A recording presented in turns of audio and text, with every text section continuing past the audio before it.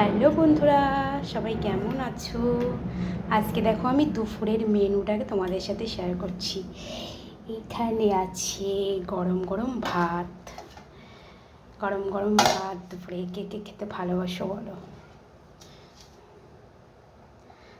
এটা আমার বরের ভাত বেড়ে দিচ্ছি।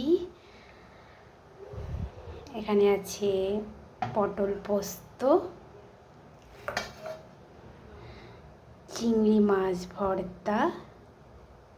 চিংড়ি মাছ ভর্তা কে কে খেতে ভালোবাসো বলো?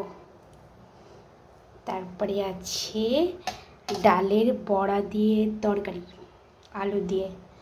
এখানে আছে কাতলা মাছের ঝোল। আর একটা জিনিস আছে,